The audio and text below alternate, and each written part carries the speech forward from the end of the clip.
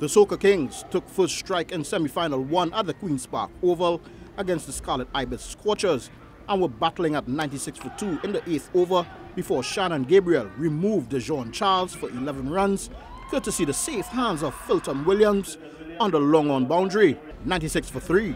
Terence Hines then joined Lendell Simmons at the crease and he quickly got to work, getting off the mark here. In the last over, Hines would finally find the boundary off the bowling of Tion Webster. However, that was all the bowler allowed, as they could only muster 115 runs at the end of their allotment. When the Scarlet Ibis Scorchers took to the crease, Nathan Stewart opened their count with a big 6 into the Caribbean stand. But John Ross Jagasaw would soon respond, having Stewart find Kadeem Allen on the long-on boundary, 7 for 1. Tion Webster would join Evan Lewis in the middle, and together they would put on 61 runs for the second wicket. First Webster showing some aggression. Then, not to be outdone, Lewis would hit one over the party stand.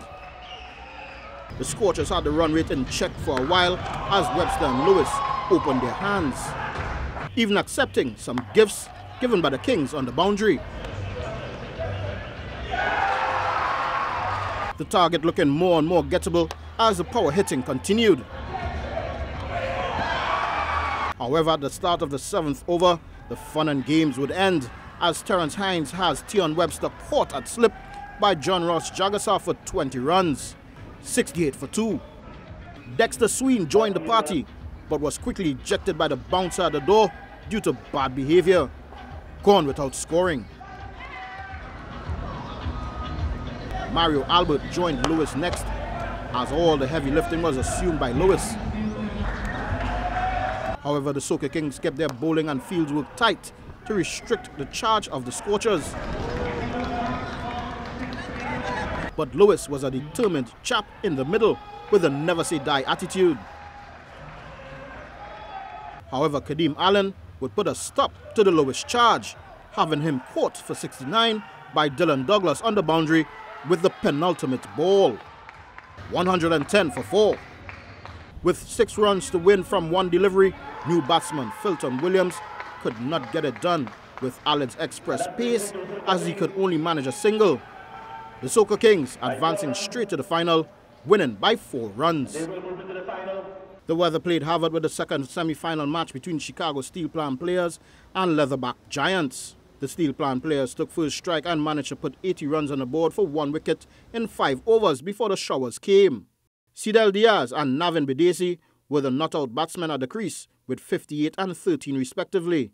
By the time the showers ceased, the umpires called time on the Steelpan innings and employed Mr. Duckworth and Mr. Lewis to reduce the target to 49 runs in 3 overs for the Leatherback Giants. The Chicago Steelpan bowlers kept things tight and frustrating for the Giants batsmen as they were not letting much through, increasing the scoreboard pressure and impairing judgment. Siraj Sipol ran out for 11 with 13 on the board. Akil Cooper joined Damian Joachim at the crease and still could not get the Steelpan bowlers away. As the last over rolled around, the total looked like a mountain to climb and they were at the bottom of it. This 4 too little too late as the scoring opportunities quickly ran out, leaving them stranded on 29 for 1.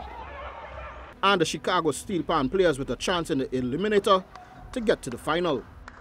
Chiwale Bartholomew, TTT Sport.